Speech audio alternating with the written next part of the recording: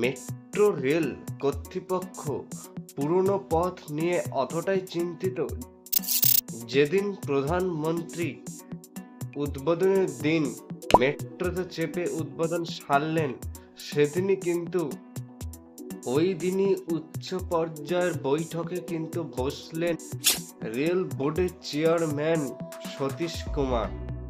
কলকাতা মেট্রোর পুরনো লাইনে প্রথমেই আমরা জানি যে নিউ গড়িয়া মেট্রো স্টেশনের ফাটল ধরার পর থেকে 9 মাসের একটা কাজ নেওয়া হয়েছে, আমরা অনেকেই জানি সেটা।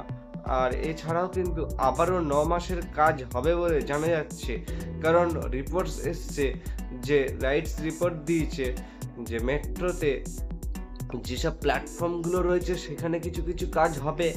এছাড়া আবার আপনার ওই টানেলে যেসব যে কাজবাজগুলো সেগুলো হবে। তো এবার মেট্রো চালু রেখে সেসব কাজ হবে, নাকি মেট্রো চালু বন্ধ রেখে কাজ হবে, নাকি রাতের বেলা কাজ করা হবে, সেটাই এখন একটা দেখার বিষয়। কাজ শুরু হলে তবে জানা যাবে। ব্যাখ্যা করে বলতে গেলে কিন্তু জিনিসটা ভালোই হবে, কারণ অনেক পুরনো হয়ে গেছে, 40 বছরের পুরনো মেট্রো, অনেক দিন হয়ে গেছে।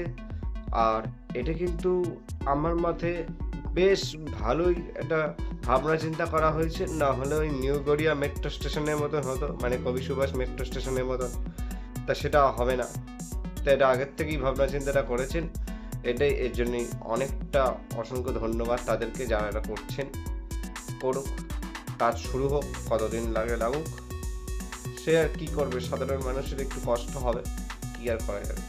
কিন্তু এরকম ভেঙে চুরে পড়বে, তার থেকে তো ভালো যে ভেঙে চুরে তো পড়বে না। 9 মাস লাগবে বলছে, দেখা যাক কতদিন কি হয়। ঠিক আছে, আমি তো এই মেট্রো ব্যবহার করি, আপনারা জানেন, আমাদের একটু দরকার পড়ে। ঠিক আছে, যাই হোক, তা আজকের এই ভিডিওটি আপনাদের কেমন লাগলো অবশ্যই সেটা কমেন্ট বক্সে লিখে জানান। আমার শরীরটা ভালো না, তাই ভিডিও আসছিল না এতদিন। তাহলে দেখা হবে আবার একটা নতুন কোনো ভিডিওতে। ততক্ষণের জন্য সবাই সুস্থ থাকুন, ভালো থাকুন।